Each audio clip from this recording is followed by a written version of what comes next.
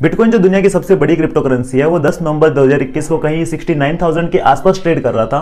पर आज हम जब बिटकॉइन की बात करते हैं तो बिटकॉइन कहीं 16,500 के आसपास है।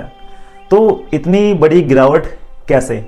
और एक कंप्लीट वैल्यूएशन की अगर हम बात करें क्रिप्टो मार्केट की, तो क्रिप्टो मार्केट की वैल्यूएशन जब बिटकॉइन अपने ऑल टाइम हाई पर था नवंबर 2021 में, तो क्रिप्टो मार्केट की वैल्यूएशन $3 ट्रिलियन थी। आज क्रिप्टो मार्केट अपनी वैल्यूएशन का $2 ट्रिलियन खो चुकी है। अब सोचने वाली बात यहाँ पर यह है कि $2 ट्रिलियन काफी देशों की जीडीपी से भी ज्यादा है। अगर हम वर्ल्ड मीटर के हिसाब से देखते हैं तो सिर्फ 8 ऐसे देश हैं जिनमें यूएसए, इंडिया और जापान का नाम भी शामिल है, जिनकी जीडीपी $2 ट्रिलियन से ज्यादा है। बाकी रशिया एंड कनाडा जैसे बड़े देश, इनकी जीडीपी भी $2 ट्रिलियन से कम है। अगर इंडियन रुपये में बात की जाए तो $2 ट्रिलियन कहीं 15 लाख करोड़ रुपए के बराबर है। काफी ज्यादा बड़ी रकम है।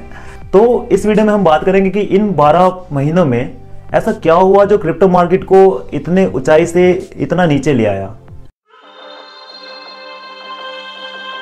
कोरोना की सेकेंड वेव जाने के बाद चीजों ने थोड़ा सा नॉर्मल होना स्टार्ट किया ही था कि फिर से कोरोना केसेस में हमें स्पाइक देखने को मिले। डे बाय डे केस बढ़ते ही जा रहे थे और सेकेंड वेव से ज्यादा केस आने लग रहे थे। ये बात है दिसंबर 2021 की, जब लोग काफी पैनिक कर चुके थे, जब लोगों को ये लगने लगा था कि अब फिर से एक कंप्लीट लॉकडाउन पूरी दुनिया में आ जाएगा। और उन लोगों में क्रिप्टो ट्रेडर्स एंड इन्वेस्टर्स भी शामिल थे। सेफ साइड में रहने के लिए क्रिप्टो इन्वेस्टर्स ने अपने क्रिप्टोज को सेल करना स्टार्ट कर दिया। इसे हम एक पैनिक सेलिंग मान सकते हैं। और क्रिप्टो मार्केट ही नहीं, दुनिया भर की शेयर मार्केट्स पे भी इसका असर देखने को मिला। अब कोविड केसेस थोड़े से कम होने स्टार्ट हुए ही थे कि रशिया ने 24 फरवरी 2022 को यूक्रेन पर वॉर डिक्लेयर कर दी। और इस वार की वजह से काफी क्या पूरा देश एक तनाव के माहौल में आ गया। अब अगर यूक्रेन की बात की जाए तो यूक्रेन रशिया से काफी एक छोटी कंट्री है। तो यूक्रेन ने और देशों से और देशों के लोगों से हेल्प मांगनी स्टार्ट कर दी। तो इसी हेल्प के चलते यूक्रेन ने ऐसा डोनेशन क्रिप्टो करेंसीज को एक्सेप्ट करना स्टार्ट कर दिया। वहीं अगर हम दूसरी तरफ जाएं तो रशिया से काफी देश नाराज थे और इसी नाराजगी के चलते उन्होंने रशिया इंपोर्ट पर कंप्लीटली बैन लगा दिया, जिसकी वजह से रशियन रूबल की वैल्यू 40% गिर गई। इस भारी गिरावट को देखकर रशिया ने क्रॉस बॉर्डर पेमेंट्स के लिए क्रिप्टो करेंसीज को एक्सेप्ट करना शुरू कर दिया। अब रशिया और यूक्रेन के इस फैसले से क्रिप्टो मार्केट में एक वॉलेटिलिटी पैदा हो गई एंड इसी वॉलेटिलिटी के अंदर कुछ लोग क्रिप्टो खरीद रहे थे और कुछ लोग क्रिप्टो बेच रहे थे। वहीं पर कुछ ऐसे लोग भी थे जो क्रिप्टो मार्केट से दूरी बनाए रखे थे। रशिया पूरे वर्ल्ड का सेकंड लार्जेस्ट ऑयल एक्सपोर्टर है। Oil is currently the backbone of transportation. बिना ऑयल के ट्रांसपोर्टेशन ऑलमोस्ट इम्पॉसिबल है। अब जैसे ही रशिया से इंपोर्ट्स पर बैन लगा, वैसे ही इन्फ्लेशन काफी ज्यादा बढ़ गया, चीजें काफी महंगी होने लगी। तो इसी के चलते फेडरल रिजर्व ने अपने इंटरेस्ट रेट को 0.5% तक बढ़ा दिया। फेडरल रिजर्व के इस डिसीजन के बाद काफी इन्वेस्टर्स ने अपना पैसा क्रिप्टो से निकाल लिया और अपना पैसा कहीं सेफ साइड में लगाना स्टार्ट कर दिया, जिसकी वजह से क्रिप्टो मार्केट में काफी ज्यादा गिरावट देखने को मिली। क्योंकि ये तो ऑब्वियस है कि किसी भी मार्केट से जब इतना सारा पैसा अचानक से निकल जाएगा तो वो तो फॉल होनी ही है। अभी इन्फ्लेशन वाली स्टोरी तो चली रही थी, पर साथ में क्रिप्टो मार्केट ने अपनी जर्नी का सबसे बड़ा क्रैश एक्सपीरियंस किया। वो था लूना यूएसडी का क्रैश। लूना एक क्रिप्टो करेंसी है जिसकी वैल्यू 5 दिन के अंदर $80 से $0 पर आ गई थी। और ये सब हुआ था सिर्फ यूएसडी की वजह से। अब इस सब को समझने के लिए आपको स्टेबल कॉइन और अनस्टेबल कॉइन के बारे में समझना पड़ेगा। तो स्टेबल कॉइन्स वो कॉइन्स होते हैं जो अपनी वैल्यू एक डॉलर से डिराइव करते हैं, जैसे कि USDT हो गया, BUSD, ये सब हमारे स्टेबल कॉइन है। वहीं पर अनस्टेबल कॉइन हो गए जिनकी वैल्यू आज 10,000 है तो कल 20,000 भी हो सकती है और 5,000 भी हो सकती है। तो वो सारे अनस्टेबल कॉइन है जैसे कि बिटकॉइन, एथीरियम। अब लूना और यूएसडी की एल्गोरिदम्स कुछ इस तरह से डिजाइन है कि इन केस यूएसडी की वैल्यू $1 से कम होती है तो कॉइन होल्डर को उतनी ही वैल्यू के लूना कॉइन्स दिए जाएंगे।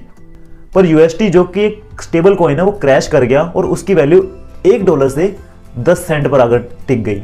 यूएसडी की इस गिरावट के बाद जो लूना होल्डर्स थे वो पैनिक में आ गए और उन्होंने एक पैनिक सेलिंग की लूना की, जिसके बाद लूना भी साथ साथ यूएसडी के फॉल कर गई। लूना एंड यूएसडी की क्रैश के बाद लोगों के मन में एक डाउट आ गया क्रिप्टो मार्केट में इन्वेस्ट करने को लेकर। अब जो लोग जिन्होंने पहले से क्रिप्टो करेंसीज में इन्वेस्ट किया हुआ है वो लोग इनसिक्योर फील करने लगे अपने पैसे को लेकर जो उन्होंने क्रिप्टो करेंसी में या क्रिप्टो मार्केट में इन्वेस्ट किया हुआ है। तो उन्होंने हर जगह से अपना पैसा निकालना स्टार्ट कर दिया, जिससे हमें काफ़ी ज़्यादा एक गिरावट देखने को मिली क्रिप्टो करेंसी में। सेल्सियस नेटवर्क जो वर्ल्ड की सबसे लार्जेस्ट क्रिप्टो लैंडिंग कंपनी है। अब जिन्हें क्रिप्टो लैंडिंग के बारे में नहीं पता, मैं उन्हें बता दूं, क्रिप्टो लैंडिंग एक तरह से एक बैंक की तरह होती है। जैसे कि आपसे उन्होंने क्रिप्टो करेंसीज ले ली और आपको 15% का इंटरेस्ट रेट उन क्रिप्टो करेंसीज पे दे दिया। साथ ही साथ उन्होंने उसी क्रिप्टो करेंसी को किसी को लोन पर दे दिया और उनसे 20% चार्ज किया, और बीच का जो 5% बचता है वो अपने पास रखते हैं ऐसा प्रॉफिट। अब लूना एंड यूएसटी के क्रैश के बाद लोग इमेंस लेवल पर सेल्सियस नेटवर्क से भी अपना पैसा निकालने लगे, एंड उसी के चलते सेल्सियस नेटवर्क ने बिटकॉइन ट्रांसफर एंड विड्रॉल को फ्रीज कर दिया। अब आप जरा ये सोचिए कि आपने अपनी सेविंग्स, अपने पैसे अपने अकाउंट में, बैंक अकाउंट में रखे हुए हैं, और जब आप बैंक से पैसा मांगने जाते हो तो बैंक कहता है कि ठीक है भाई, अभी हम पैसे नहीं दे सकते। ये सब सेल्सियस नेटवर्क ने बैंकरप्सी को अवॉइड करने के लिए किया था। बाकी सेल्सियस नेटवर्क ये भी कह चुकी थी कि आपका जो बिटकॉइन है या अदर कोई क्रिप्टो करेंसी है वो सेफ है, और उस पर आपको जो ब्याज मिल रहा था, जो इंटरेस्ट रेट उनको मिल रहा था, वो अब भी मिलेगा। बाइनेंस के बाद FTX दुनिया की सबसे बड़ी क्रिप्टो एक्सचेंज थी। जिन्हें क्रिप्टो एक्सचेंज के बारे में नहीं पता, मैं उन्हें बता दूं कि क्रिप्टो एक्सचेंज एक वो जगह होती है जहां पर अपने क्रिप्टो करेंसीज को आप बाय एंड सेल कर सकते हो। अब क्रिप्टो एक्सचेंज वेबसाइट्स ने FTX के बारे में आर्टिकल्स निकाले जिसमें वो ये कह रहे थे कि FTX के पास पैसे नहीं हैं लोगों को देने के लिए।